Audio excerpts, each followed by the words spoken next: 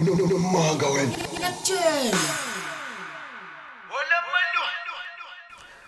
Namhlanje sila ethunzini ngaphansi kamasipala wasemthonjaneni kuWard 4 ukhansela umthimkhulu uphinde futhi abe uwhip of council la emthonjaneni. Bungane ubingelela abalaleli ababukeli kanye nabahlali bonke basemthonjaneni. Ngiqale ngibingelele kuwena umsakazi, ngibingelele nababukeli bekhasi kuzona zonke izinkalo lalifinyelela khona. Alright, namhlanje njengoba silapha nje emakhulukhulu kunomgwaqo lana awumuhle kahle. Mawubuka kuyenyukela kuyehlela njengoba kusehlobo nje mangase line izulu. Umgwaqo lona ofaka kakhulu sawoti esilondeni. Mhlawumbe awusithathe usibeke ukuthi yini esizele namhlanje njengoba usibizile sikhona lana futhi liphi iqhaza ozolibamba njengoward councillor uqinisekisa ukuthi uyawulekelela umphakathi wasethunzini. Lo mgaqo umsakazi umgaqo osothi umdalana impela wona, kodwa isimo sawo makubangena isimo semvula nje ihlobo mawukuthatha ukubheka ubheka lezantsi, abantu abasuka lezantsi basuka bezokwazi ukugibelela la phezulu ngoba imoto ayikwazi ukwehla, umuntu bayibuye edolobheni wehla nempahla la ubheke ezantsi ayiphathwa ke ingane zesikole banebhasi vele liphela la phezulu. Kodwa isimo salomgaqo lo isimo somgaqo singesihle neze, kodwa ke namhlanje obubona nje sizobheka kulungisa umsebenzi sesiqalile ukwenza ukulekelela nje ukuthi bekwazi ukwehleka kancane la. Nakhona suqedile ukulekelela cishe sizolokhu silekelela ngegaba ngokwegaba sizobani kuyaqedeka, kodwa mawusuthatha ukubuka la suka khona amalodi phezulu elitiyela lelidala kuyoshona lezantsi usezokhona ukuthi kuhambeke izimoto zizofika lezantsi sikwazi ukusondelela ngakubona abantu sebezokhona ukusizakala. Phambilini sike sahambela ngapha kaMagwaza wawenza okufanayo ufaka lona itiyela. Mhlambe ukusithatha usibeke ukuthi leli tiyela kahle kahle ulithola kanjani wena wedwa, ikuphi la ohamba khona ufika ukuthi hayi ngifuna ukuthi ningilekelele ngetiyela bese beyakusiza futhi wobani abakusizayo nabakulekelelayo kuwo wonke lo msebenzi omkhulu kangaka. Angiqale ngokwetiyela emsakazi kunomgaqo la olungiswa lapha ewadini lami uhamba lapha eMfule eMishini usuka ngomgaqo obheka kwaya nguye uNqamla eMfule eMishini ubheke ngaSolundi. Yes. Itiyela lelidala leli asuke belikhipha mabemila la kuthiwa ngumila bemila befaka leli lisha belibeke lapha balibeka khona. Then ke mina ngaxoxisana ke nomnyango wezokuthutha contract esebenzela khona ukuthi ngiyacela lokhu ukubuka ngathi bona basakusebenzisi bekutshingele ngakimina ngizozama ukuthi ngithole indlela ukuthi ngiyithathele. So hayi babe sivumelana ke nomnyango nawe icontract la libeka khona, mina bese ngicela ke donation la ngicela khona yamaloli buzo izongilekelela. So inkampani engisebenzisana nayo namanje la ethunzini indawo ecishe bengaphansi kwamaplaza umuntu uyabuka la nali plaza ngandla sikhandelene neplaza la kuthiwa uSaphi. Yes. So ilona plaza ke lele sikwazi ukuthi ngixoxisane nalo ngoba liyahweba la emphakathini silekelelane nalo ukuthi abafowethu ngoba nathi siyasebenzisana singomakhelwane, ungathi umakhelwane mambone ngenayo impuphu namhlanje bese uyamkhaphela ukuthi ungamsizi. Makukhona lokho nakho okuncane wena ufuna ubuyele kumakhelwane umsize, ngiye kuyena inkampani uSaphi saxoxisana ukuthi hayi nento kanjena esengiyitholile nayo ngokwe-donation, kodwa manje anginayo into okuyithutha ngisondeze emphakathini ngoba umgaqo lo owelocal ungakakhiki usangena kwi-budget sazi izimo zezimali zimi kanjani. Ngiyacela lo mphakathi lo nikhandelene nawo ukuthi ulekeleleke nangempela kuSaphi ke ubese nginika amaloli umuntu uyabuka aqale phezulu ukuthipha leli tiyela leli azobhekisa lezantsi ehambe lichitha. Namhlanje ngihamba negrader la ngicela kwa-DOT sizolindlala namhlanje cishe kusasa futhi ufuna ngibuye nalomshini okandayayo ngicela nakhona ngicela khona kwaSaphi uqishe sibona ukuthi uqisha shona phansi alikwazi ukunamathela.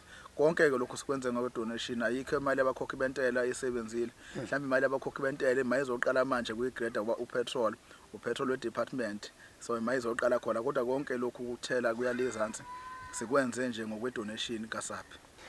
Sesiphethe Bhungane kuneminye imigwaqo esike sathola ukuthi ngaphansi kwewadi yakho njengoba uyiward councillor iyalungiswa noma isilungisiwe ngokungenelela ke kweminyango ethile. Mhlawumbe kusithathe usibeka imiphi lo mgwaqo leyo esilungisiwe futhi ilungiswe kanjani ngobani? Umgaqo oqala masuka lana umgaqo oqala uSethengele unendawo isigodo shwa iSethengele. So ulungisile umgaqo lapha cishe ibanga elide elungisile ngaphansi kokuthola imali ke. Sengathi kunezimo zezikhukhula njalo njalo kule mali umgaqo sa apply funding ke sasa apply la umasipala bese apply la kwa disaster ukuthi silekelele naye imigaqo ifile. Ngenhlanhla ke ngibese ngithola ngaphansi kwemali kwa disaster sinika uCopter sibese ngithola imigaqo emibili kumgaqo waseThengele nomgaqo wasebomvini sizama ukuphesha phesha. Umgaqo wasebomvini sulungisile wonke kuyahambeka uzofika la kugcina khona imizi ecrash ingxenye yesele kuphela ingxenye ebheke kwenye indawo la kuthiwa ingasenduneni khona. Bese usuka lapho futhi umgaqo wasebomvini kunalabo ongahambe khona kwehlelayo khona neemoto nabefike bashiye phezulu emahlathini nakhona sikwazile ukuthi usufaka amapayipi sawufaka ugravel sekuyahambeka nalo waseThengele sifaka ugravel sawuqala phansi sawufaka ugravel. Umgaqo kongakazi ube nogravel ke uyaqala nqa ukuthi ube nogravel ngale mali la kwa disaster sikwazile ukulungisa. Uma siqhubeka futhi siya phezulu kunomgaqo lo esehla ngawo umuza ufika la ophela emhlathuze lezansi uhlanganisa umthonjaneni nenkandla obizwa ngo D779 nawo siyawuqala ukulungisa ubona amapipe esefakiwe ulingiswa idepartment ukulelana nedepartment uDOT u4.2 kilometers ozolungiswa nakhona inkwali sesiyitholile kade siyibhizinesi inkwali sesiyitholile inkwali uyaqalwa nawe uyalungisa shuthi nje kusuka le ingane sezoklupheka ngoba lo mgaqo lo uhlanganisa igodi eningi ingane ayikhona ukuyesikoleni enxusa ayikhona ukuyesikoleni kwaMagwaza uma kunezulu zihamba ngeenyawo umuntu uyalibuka ibanga kusuka la engemkhona esimkhona la ithunzini uyale phezulu ungabala amakhilomitha la ku14 shuthi ingane uhamba 14 kilometers isaya iphinde 14 kilometers ibuye kodwa idepartment isilekelele ngo4.2 kilometers nakhona zofaka ugravel cishe nje ngesonto elizayo uzobusubona kuzobe sekushunquthu nakhona esebenza amaloli awakho okuyibongela kwabafake isandla kanjalo futhi nakukhuthaza abanyoza kwenu amakhansela ngeke sibheke kakhulu umthonjaneni kodwa wonke umuntu oyikhansela othi nje mina ngikhethela ukuthi ngibe ikhansela lomphakathi awakho ukuthi umkhuthaze umgqugqumezele ukuthi kuyasebenzeka ngaphandle kokuthi uzubheke kakhulukazi into esuke ikhishwe umasipala noma esuke ikhishwe omunye umuntu nje kodwa kuyasebenzeka khona. Ya msakazi khona kunzima izimo esibhekene nazo ngamakhansela ngoba ayikho imali ehlala kuthina ayikho ibudget esebenza ngayo ibudget kamasipala nebudget ama department nakhona la ufaka khona izicelo yes kuba nzima kwesinye isikhathi ngoba intuthuko ayihambi ngalendlela ufisa ngayo ukuthi uyibone emphakathini kodwa kuba ubekezela ube nentshisekelo ukuthi umphakathi wakho usizakala usebenzisana nazo zonke inhlaka lezo ongasebenzisana nazo noma ama department kuyabekezelwa kufana noma konke eganile lana kuyabekezelwa ekhanseleni umsebenzi ongelula ngendlela mawubuka unzima ngoba uhlala kubantu ubhekene nabantu usuku nosuku abanye bayakudiscourage bayakuthuka njalo zonke lezi zinto ezibheka kuwena kodwa wena ungaphethe budget owazi kahle ukuthi umsebenzi obhekene nawo unzima kanjani engakudlulisa kakhulu kubonga kakhulu kuSaphi ngibonga kakhulu kungaphezulu ngoba kuningi la sesilekelelana khona kungaphezulu kodwa sengakhuthaza kakhulu ngoba uSaphi wenkampani etshala amahlathi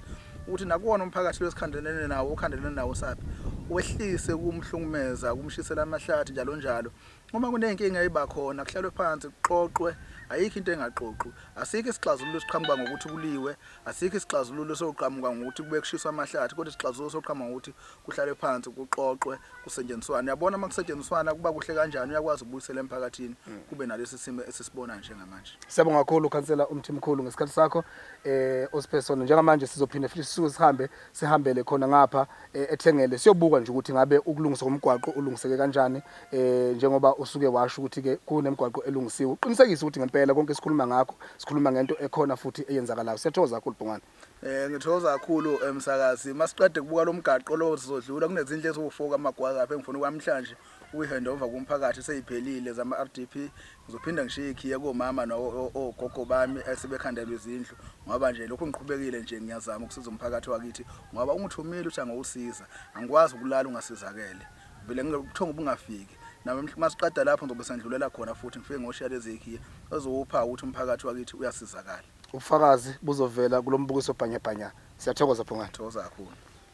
Siyabonga gogo usungaqala indlu yakho kusuka namhlanje uyisebenzise usunayo indlu ephephile nje uthi akufika imvula awusezokuhlupheka uqala ukukhombisa uqala ukuthi iyavula Hayi siyabonga. Siyabonga gogo siyabonga. Awu ngiyayibonga Sungaqala le nje ufake la marketing njalo njalo yonke into yakho seku right kahle. Yebo. Hayi siyabonga. Awu amhle Jehova. Siyabonga. Kuphela nje ingane ilungise lana mothola ingane ukuze ivulela amanzi mayiphuma la. Yebo. Kodwa amanzi vela amaningi sokule awazulukho uzongena ethangweni. Yebo. Hawu ngiyabonga Nkosi yami. Siyabonga. Hey. Hayi nihambe kahle ke bantu abami. Siyabonga. Nomanga wena. Ngiyakutshela